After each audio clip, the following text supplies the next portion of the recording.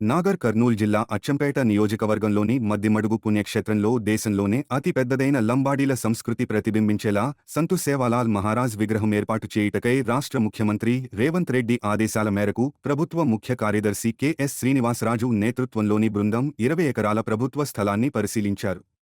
ఈ కార్యక్రమంలో జిల్లా కలెక్టర్ బాదావత్ సంతోష్, ఆర్&బి అధికారులు మోహన్ నాయక్, రామ్ నాయక్ తదితరులు పాల్గొన్నారు. పేడ